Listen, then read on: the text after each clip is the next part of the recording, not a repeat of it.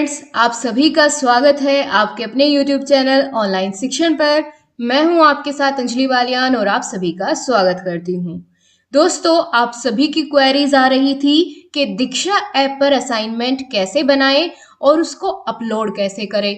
तो वही आज की इस वीडियो में हम बात करने वाले हैं कि अपलोड कैसे करना है असाइनमेंट, किस वेबसाइट पर या फिर किस ईमेल आईडी पर आपको अपलोड करना होगा और असाइनमेंट बनाना कैसे है उसके बारे में भी हम बात करेंगे। आपके लिए असाइनमेंट बनकर तैयार हो गया है तो पूरा प्रोसेस जानेंगे। दीक्षा ऐप को डाउनलोड कर उसमें रजिस्ट्रेशन कैसे करना है वो मैं आपको पहले बता चुकी हूँ। तो आज की इस वीडियो में चलिए सबसे पहले हम ये जानेंगे कि आपको असाइनमेंट कैसे बनाना है और उसको अपलोड कैसे करना है, ये पूरी जानकारी चलिए लेते हैं।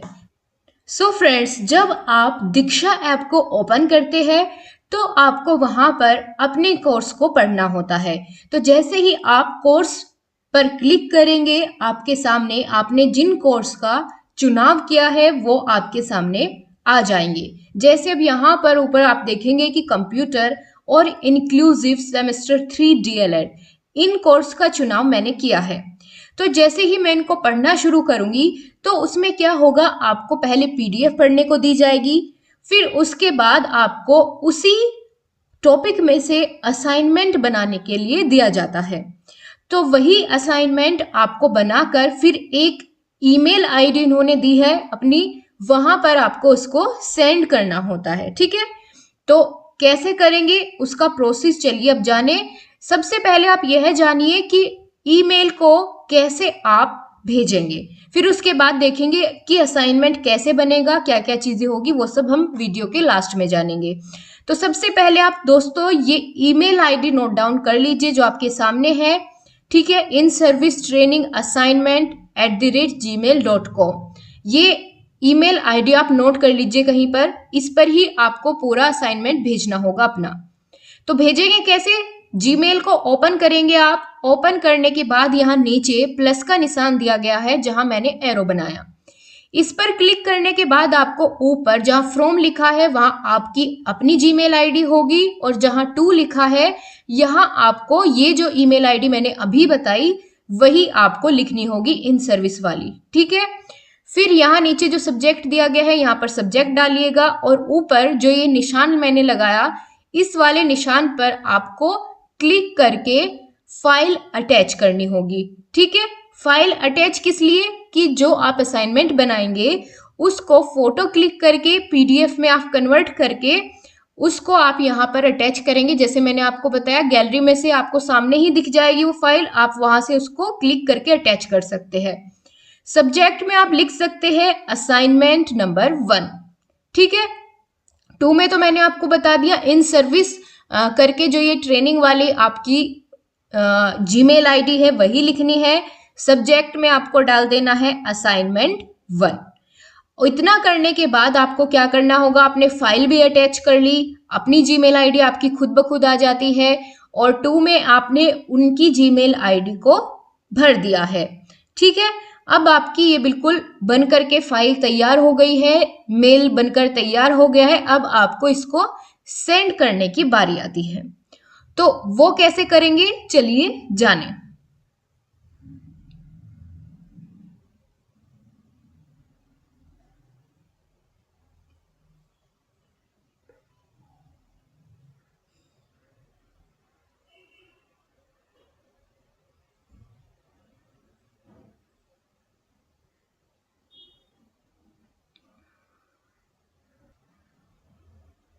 अब ये अपने आप से पूरी ईमेल आईडी आ गई है। अब हम मेल भेजने के लिए जो आपको ये बीच में एरो का ट्रायंगल जैसा निशान दिख रहा है, आप इस पर क्लिक कर देंगे और आपका मेल सक्सेसफुली उन तक चला जाएगा। ठीक है, आपका मेल सक्सेसफुली उन तक पहुंच जाएगा। ये पूरा प्रोसेस हो गया उनके पास अपने असाइनमेंट को भेजने का। ठीक है, आइए दोस्तों अब इस सेगमेंट में हम जानेंगे कि असाइनमेंट कैसे बनाना है। सबसे पहले आप क्या करेंगे कि आप देख रहे हैं अपना फ्रंट पेज आप बनाएंगे अपने असाइनमेंट का और उसमें क्या क्या चीजें आपको मेंशन करनी है वो भी मैंने आपके सामने बिल्कुल बनाकर तैयार कर दी है। सबसे पहले पेज पर जो आप फ्रंट पेज बनाएंगे अपना इंट्रोडक्शन का, उस पर आपको लिखना होगा SCERT, राज्य शैक्षिक अनुसंधान एवं प्रशिक्षण परिषद यूपी। इतना लिखने के बाद आप क्या करेंगे, यहाँ जो मैंने खाली पोर्शन छोड़ा है, यहाँ आप सब अपने अपने कॉलेज का नाम लिखेंगे, यानी किस कॉलेज से आप DLED कर रहे हैं। ठीक है, सभी प्रशिक्षकों को यहाँ पर अपने कॉलेज का नाम लिखना है। ठीक है, यहाँ पर अपने कॉलेज का नाम आप सभी को लिख लेना है। उसके बाद हम नीचे चलेंगे, थोड़ा सा और नीचे बढ़ेंगे, तो आपको क्या लिखना होगा, DLED 2019 बैच तृतीय सेमेस्टर। ठीक है, ये आपने बता दिया कि आप कौन से सेमेस्टर के प्रशिक्षु है। उसके बाद असाइनमेंट नंबर 1, 2 जो भी आप लिखना चाहे। ठीक है, और असाइनमेंट किस सब्जेक्ट का है वो आपको यही लिखना होगा कि असाइनमेंट आपने बनाया है समावेशी शिक्षा का या कंप्यूटर का, तो उसके सामने आप यहाँ अगर कंप्यूटर का बनाएंगे तो कंप्यूटर लिख देंगे।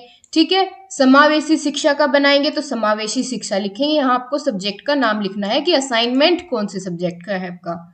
उसके बाद असाइनमेंट का टॉपिक, आपको असाइनमेंट का टॉपिक यहाँ पर नोट कर लेना है कि कौन से असाइनमेंट को आप बना रहे हैं। उसके बाद पहले ही पेज पर आपको लिखना होगा अपना नाम और अपना रजिस्ट्रेशन नंबर। ठीक है, ये पूरा प्रोसेस हो गया आपका फ्रंट पेज का। इससे ज्यादा आपको यहाँ पर कुछ भी नहीं लिखना है। आपको यहाँ पर नाम, रजिस्ट्रेशन नंबर, एक बार और देख लीजिए, पूरा का पूरा फ्रंट पेज इस तरीके से आपको डेकोरेट कर लेना है। आप चाहे तो सिंपल भी लिख सकते हैं, वो आपके ऊपर तय है कि आप किसी फाइल के पेज पर बनाना चाहते हैं या अपने रजिस्टर में बनाकर आप उसको शो करेंगे। ठीक है, अब आपको इस तरीके से अपना पहला पेज बना गया। अगर अच्छा दिखेगा तो और अच्छा इंप्रेशन उनके ऊपर पड़ेगा। तो चलिए अब देखते हैं आपको असाइनमेंट के क्वेश्चंस का आंसर कैसे लिखना होगा। 4 से 5 क्वेश्चंस आपके एक असाइनमेंट में पूछे गए हैं। तो ये अब आपके सामने आ जाता है पहला असाइनमेंट समावेशी शिक्षा का।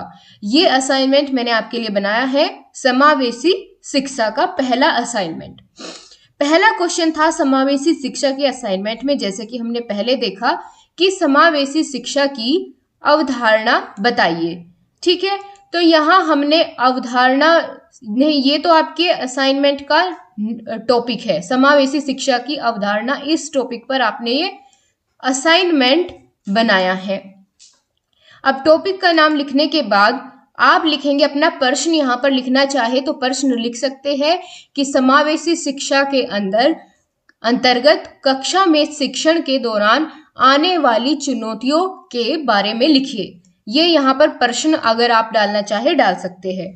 उसके बाद आपको लिखना होगा उसका उत्तर। ठीक है, इस तरीके से आप लिखेंगे तो बहुत अच्छा रहेगा कि समावेशी शिक्षा के अंतर्गत कक्षा में शिक्षण के दौरान आने वाली चुनौतियां कुछ इस प्रकार है, जैसे विभिन्न स्तर एवं श्रेणियों की शिक्षा प्रणाली। ठीक है, और विभिन्न स्तर के बच्चों में समन्वय, यानी सभी अलग अलग स्तर के बच्चे आते हैं स्कूल में, विद्यालय में, उनके मध्य समन्वय स्थापित करना एक बड़ी चुनौती होती है शिक्षक के सामने। ठीक है, और इसी तरीके से माता पिता का निरक्षर होना भी एक चुनौती का काम करता है। आगे बात करें आत्मविश्वास व उत्साह में कमी होना, और शिक्षण कार्य के समय समुचित समायोजन, ये भी एक चुनौती की तरह कार्य करता है। और संप्रेषण माध्यम, कि संप्रेषण माध्यम कौन सा हो बच्चे तक अपनी बात को पहुंचाने का, अपने हाव भाव विचारों को उनके सामने प्रदर्शित करने का, पाठ्य वस्तु को प्रदर्शित करने का क्या माध्यम हो संप्रेषण का, कैसे उन तक वो सही ढंग से पहुंचाई जाए। तो ये भी एक चुनौती की तरह कार्य करता है। दोषपूर्ण मूल्यांकन प्रणाली और विद्यालयी पाठ्यक्रम, आवश्यकताओं के अनुकूल शिक्षण और शिक्षक की रुचि और अभिरुचि। तो ये आपने देख लिया अपने पहले असाइनमेंट का समावेशी शिक्षा का पहला क्वेश्चन का उत्तर आपको ऐसे देना था। ठीक है, बहुत सिंपल सी बात है सभी, और आप बहुत आसानी से बना भी पाएंगे। अब दोस्तों दूसरा प्रश्न इसमें पूछा गया था आपके पहले ही असाइनमेंट में कि समावेशी शिक्षा, एकीकृत शिक्षा एवं समन्वित शिक्षा की अवधारणा में अंतर स्पष्ट कीजिए। तो यहाँ पर आपको इन तीनों के बीच में अंतर बताना था। चलिए बता देते हैं। उत्तर डालकर हमने हेडिंग बनाई समावेशी शिक्षा। हेडिंग बनाइएगा, अच्छा लगेगा देखने में आपका असाइनमेंट। फिर उसके बाद आपने 4-5 पॉइंट यहाँ पर लिख दिए समावेशी शिक्षा के बारे में कि इसमें क्या होता है। सभी वर्गों के बच्चों को शिक्षण की मुख्य धारा से जोड़ा जाता है और सभी बच्चों को समान अवसर उपलब्ध कराने के लिए, समाज के विकास के लिए समावेशी शिक्षा की जरूरत पड़ती है। सभी प्रकार के बच्चों के सर्वांगीण विकास के हेतु और पिछड़े और वंचित, अनुसूचित जाति, जनजाति व विशेष आवश्यकता वाले बच्चों को समान अवसर देने हेतु। ठीक है, ये हमने लिख लिया समावेशी शिक्षा के बारे में। अब इसी तरीके से हमने बाकी दो के बारे में भी लिखना है। एकीकृत शिक्षा। एकीकृत शिक्षा का क्या अर्थ होता है यहाँ हमने बता दिया। आप चाहे तो वीडियो को पॉज करके इन क्वेश्चंस का आंसर आप लिख सकते हैं। ठीक है, फिर इसी तरीके से समन्वित शिक्षा के बारे में भी हमने 4-5 लाइन लिख दी और अपना दूसरा उत्तर कर लिया यहाँ पर कंप्लीट। इसके बाद तीसरा प्रश्न पूछा गया था फ्रेंड्स कि मानसिक मंद बालकों की पहचान एवं निराकरण के उपाय बताइए। ठीक है, तो हम पहले क्या लिखेंगे, मानसिक मंद बालकों की पहचान और उसके बाद उसके उपाय भी बताएंगे। पहचान कैसे होगी कि भाई जन्म होते ही बच्चे का न रोना। अगर बच्चा जन्म होते ही ना रोए तो यानी कुछ ना कुछ कमी उसके अंदर होती है। दूसरा, विकास धीमी गति से अगर होता है, धीमी गति से बच्चा सीखता है, कार्यों को कुशलता से न कर पाना, ये भी इनकी पहचान होती है, और भाषा का सही प्रयोग न करना, अधिक भावुक होना, अमूर्त चिंतन करने में असमर्थ होना, दूसरों पर निर्भर रहना। तो ये आपने देख लिए पहचान मानसिक मंद बालकों की। उसके बाद निराकरण के क्या क्या उपाय है वो यहाँ पर हमने लिख दिए इस तरीके से पॉइंट्स बना के। पृथक्करण की व्यवस्था करना, विशेष शिक्षण विधियां व पाठ्यक्रम अपनाना, मांटेसरी पद्धतियों का प्रयोग करना, व्यक्तिगत ध्यान देना ऐसे बच्चे पर, और अध्ययन की गति धीमी रखना। ये सभी निराकरण के यानी इस तरह की जो मंद बुद्धि वाले बच्चे होते हैं उनको ठीक करने के ये उपाय आप कह सकते हैं। ठीक है, अब चलते हैं आगे। अगला प्रश्न इसमें पूछा गया था, चौथा प्रश्न इस असाइनमेंट में, कि श्रवण बाधित बच्चों की पहचान एवं शैक्षणिक स्थापना हेतु सुझाव दीजिए। ठीक है, कि पहचान कैसे करनी है और उनको क्या सुझाव दिए जाए। तो पहले पहचान के बारे में 4-5 पॉइंट्स हमने यहाँ पर बनाए, आप इसमें से देख लीजिएगा। ठीक है, आप चाहे तो बिल्कुल इसी तरीके से बना सकते हैं। और पेज का चुनाव आप अपनी मर्जी से करिए, इसमें कोई बंदिश नहीं है कि आपको लाइनिंग वाला पेज लेना है या फिर आपको प्लेन पेपर यूज करना है, वो सब आपके ऊपर डिपेंड है। बस आप थोड़ा अच्छे से उसको शो करिएगा तो सही रहेगा। अब आगे ये 4th क्वेश्चन का ही आंसर है, यानी शैक्षणिक स्थापना कैसे करनी चाहिए, यानी चिन्ह भाषा का प्रयोग करके, सांकेतिक भाषा का प्रयोग करके, औष्ठ पठन विधि उनको सिखाना, स्पर्श पर विधि को सिखाना, ज्यादा से ज्यादा गतिविधि कराना और ध्वनि प्रवर्धक यंत्रों का प्रयोग करना। इसी तरीके से आपके चौथे प्रश्न का उत्तर आपने लिख लिया। अब 5वां प्रश्न आपके पहले असाइनमेंट का था, एक शिक्षक की समावेशी कक्षा में कार्यशैली कैसी होनी चाहिए उसको समझाइए। तो हमने इसको टेबल की फॉर्म में शो कर दिया, जैसा कि आपके जो इसमें पढ़ने के लिए आपको पूरी की पूरी PDF दी गई थी उसमें भी इसी प्रकार से दर्शाया गया था। ठीक है, तो उसी में से आपको असाइनमेंट बनाना था, ये चीजें वहीं से आपके लिए सभी चीजें उठाई गई है। तो आप इस तरीके से इसको एक फॉर्मेट बना करके अच्छा सा इसमें शो कर देंगे कि अध्यापक की कार्यशैली कैसे होनी चाहिए। आपका कंप्लीट हो जाएगा 5वें प्रश्न का उत्तर। अब आखिरी प्रश्न जो इसमें बचता है वो है प्रश्न नंबर 6। इसमें आपको पूछा गया था, दृष्टिबाधित बालकों की पहचान एवं निराकरण के उपाय बताइए। ठीक है, अब यहाँ पर आपने लिख दी है दृष्टिबाधित बालकों की पहचान कैसे करते हैं, ये पूरे सभी पॉइंट्स लिखे गए हैं इसके बारे में। फिर उसके बारे में दोस्तों यहाँ पर एक और चीज पूछी गई थी कि अल्प दृष्टि वाले बालकों की पहचान बताइए कैसे करनी है, वो हमने यहाँ पर पूरा इसके बारे में लिख दिया।